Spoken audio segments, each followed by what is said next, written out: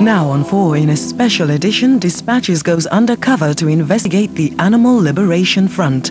Tonight's program contains strong language.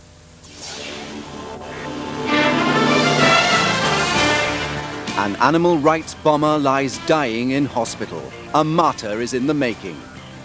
From the shadows, Barry Horn's comrades have promised to kill 10 people to avenge his expected death on hunger strike. Who is behind this terror campaign, and how has it been organised? Tonight, Dispatches goes undercover to unmask the terrorists of the ALF.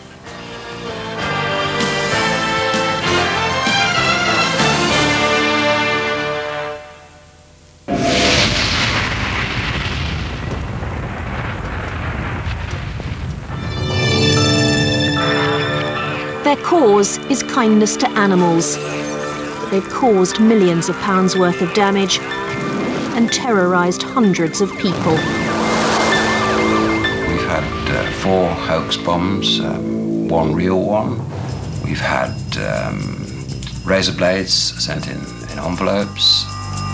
Dispatches has spent 7 months undercover in the dangerous and highly secretive world of the Animal Liberation Front. We've learnt how they plot attacks, who's been behind bombings, and how even their respectable frontman is heavily involved in inciting terror. I don't condone it, but I can understand it. Tonight, the public face of animal liberation tells our undercover reporter how to put together a parcel bomb. You've got a choice. You can do kitchen timer, and these little mechanical or electrical kitchen timers. York District Hospital this week.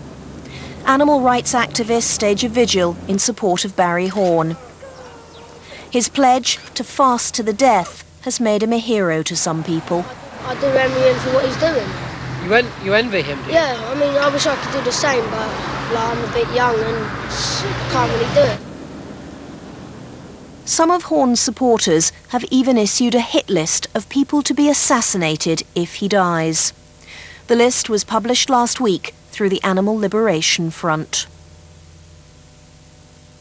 Dispatches has put together a dossier on the ALF to investigate a criminal hardcore dedicated to violence and destruction. If we disregard the possibility of a renewal of violence by the IRA, the Animal Liberation Front and its various splinter groups or offshoots are the most serious domestic terrorist threat within the United Kingdom. Millions of people in Britain support animal welfare. Most act legally and out of heartfelt beliefs. But among them, a hardcore of extremists. These demonstrators want to close down a controversial farm near Oxford, which breeds cats for laboratory experiments. The farm owner, Chris Brown, has been the victim of their covert actions. This year alone, the farm's been sent 3 parcel bombs. His house still bears the scars of another serious incident. His car, parked just outside, was blown up. There was a hiss and a boom and a sheet of flame shot up around the carport roof. And we evacuated the house as quickly as possible. We were late going to bed, so we were lucky. Chris Brown is at the top of the murder list issued last week through the ALF. Although ALF activists often receive public support at demonstrations up and down the country, the inner workings of the ALF have never been exposed. It remains one of the most secretive and closed political organisations in Britain. The only way for Dispatches to investigate the Animal Liberation Front was to go undercover.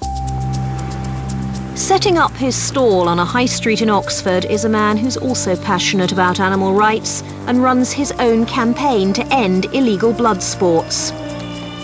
Graham Hall is well known by animal rights activists for infiltrating and exposing animal abusers. His work has appeared on Channel 4 and in the national press. We're not showing his face because he continues to work undercover. I go around the country catching badger diggers and dog fighters, yes, and exposing them and getting them sent to prison and prosecuted. Well, I'm all for that, as long as I say it, you are not the Animal Rights Brigade who want their brains tested. Last summer in Hampshire, Graham met one of that animal rights brigade, Gaynor Ford. She runs her own stall. She horrified him so much with her support for violence that he switched from filming animal abusers to secretly filming the animal campaigners. To the passing shoppers, Gaynor Ford might appear to be a dedicated and respectable campaigner, collecting money to protest against cruelty to animals. Thank you. She accepted Graham as a fellow activist and couldn't resist bragging to him about where some of the money would really go. I mean, you've got to go out and buy locks and paint, strip of paint, spray paint, stuff like that, you know. All costs money. Thank you. Believing Graham to be a supporter, Gaynor Ford admitted that money donated by the general public for legal campaigning would in fact be spent on vandalism and destruction. Because I find people prefer to put money in a tin, they think it's poetry, and little to know it's buying like firelighters and other goodies.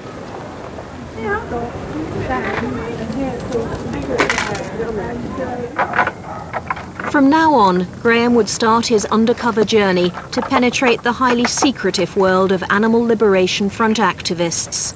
He began to befriend Gaynor Ford. Hello? There you go. Graham became a regular and welcome visitor at her home in Hampshire. He was posing as an animal rights activist, eager to learn the secrets of direct action.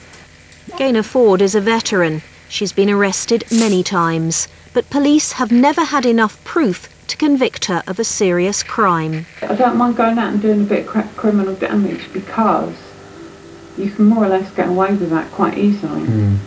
You've got to kind of do an apprenticeship really before you get to the stage where you actually go out and do the bigger stuff. Yeah. In the past, the ALF has vandalised the cars of people they accused of being animal abusers. Gaynor Ford suggested Graham start his ALF career by attacking a car belonging to the owner of a local animal laboratory. I'll nip out the van, chuck a load of paint strip over it. All I've got to do is nip out. Takes 2 seconds, right, in the van, and you're away. To infiltrate the ALF successfully, Graham needed to build up Gaynor Ford's trust. His chance to prove himself came just after Gaynor's local ALF group stole some hounds from a nearby hunt. The dogs had been hidden in a sanctuary belonging to an animal rights sympathiser. Graham offered to help find them a home. The sanctuary owner gave him false papers to cover the fact the animals had been stolen.